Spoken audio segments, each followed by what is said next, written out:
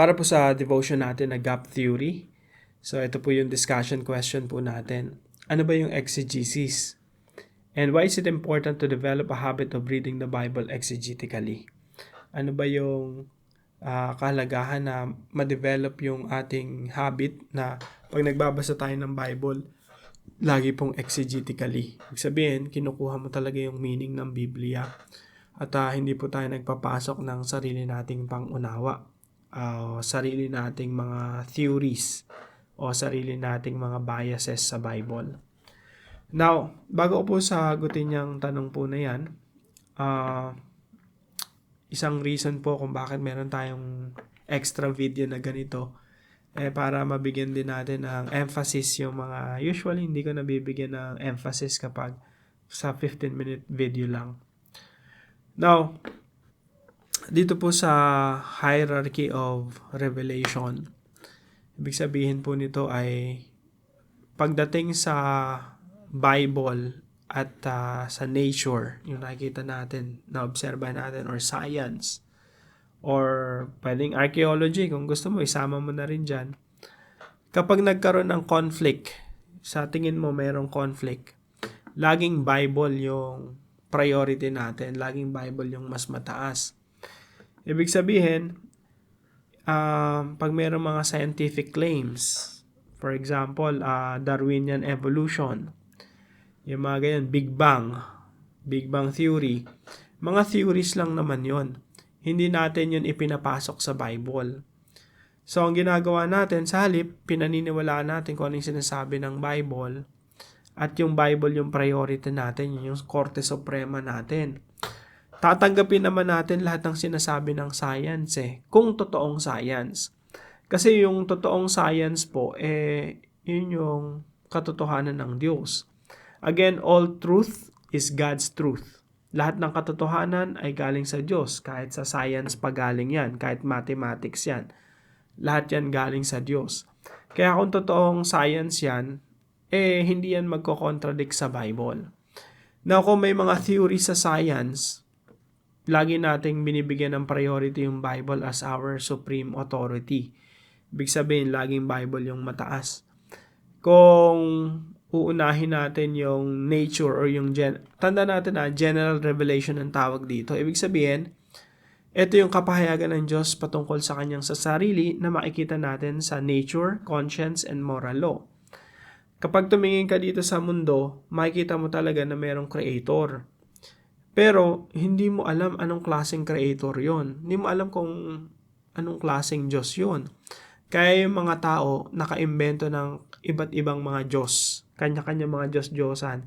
Yung iba sobrang daming Diyos. Yung iba millions of gods. Bakit? Kasi pag tinignan mo yung nature, yung kalikasan, makikita mo talaga na mayroong creator. Pero hindi mo malalaman sinong creator yon. Kaya kailangan natin ng special revelation. Yung special revelation, ito po yung mas specific. Ito yung direct word of God. Kaya po, dito maraming kalituhan dito sa general revelation. Pero sa special revelation, bagamat maraming mga issues pa rin sa Bible, pero mas specific na yung sinasabi ng Biblia. Sinong Diyos yung lumikha ng lahat? Kasi kapag general revelation lang ang pagbabasihan mo, yung Hinduism, meron ding manlilikha. Yung iba't ibang relihiyon, yung Muslim, meron ding manlilikha. Kaya kailangan talaga natin ng special revelation. Mas mataas yung special revelation. Kasi dito ini-specify na sino yung creator. Sino yung Diyos na lumikha ng lahat ng bagay. So, yan po yung hierarchy ng revelation ng Diyos. Mas mataas yung Bible kaysa yung kapahayagan ng Diyos patungkol sa kanyang sarili na nakasaad sa Biblia. Mas mataas yung kaysa sa kapahayagan ng Diyos patungkol sa sarili, sa kanyang sarili na makikita natin sa nature, conscience, or moral law. Now, dahil naniniwala tayo sa Trinity, naniniwala tayo na yung Ama, according to the Bible, He revealed Himself through the Son. At yung anak ng Diyos, si Jesus Christ, inahayag siya ng banal na spirito sa atin. So, ganyan po yung hierarchy of revelations ng Diyos. Now, dako po tayo sa tanong natin, what is exegesis? Yung exegesis po, ito po ay kabaligtaran ng eisegesis.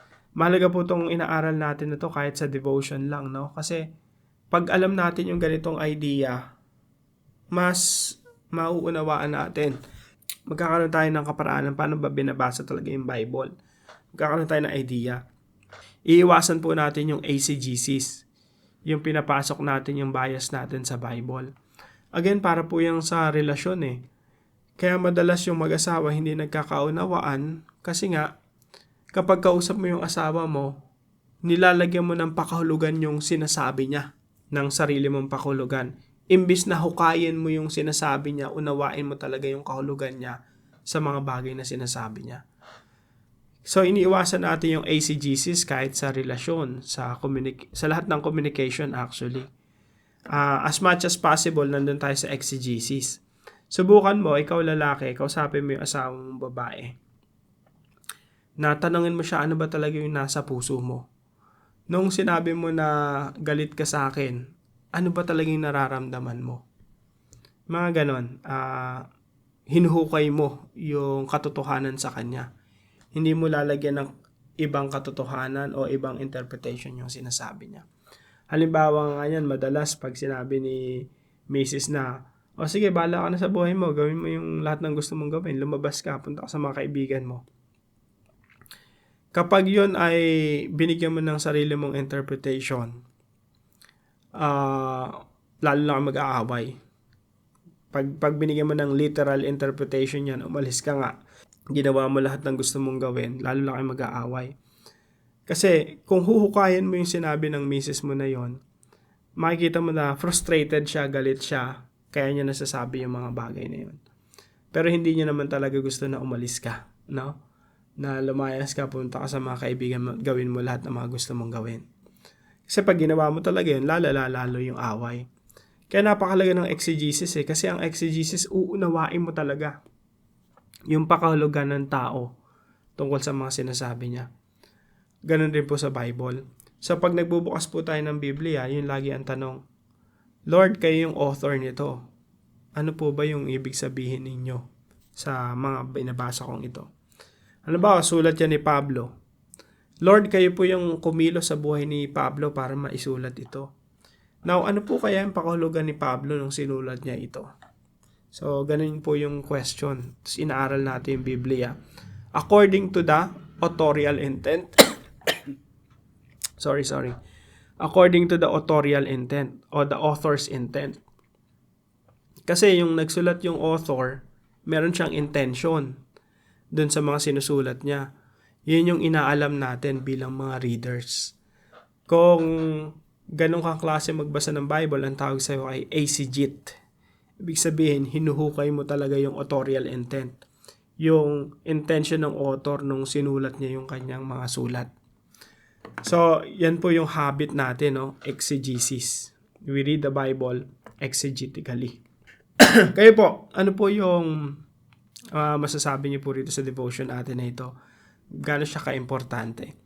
Paalam niyo lang po sa comment section right below this video.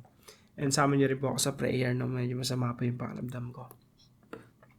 So ayan po, see you po tomorrow 5 a.m. sa ating susunod na devotion.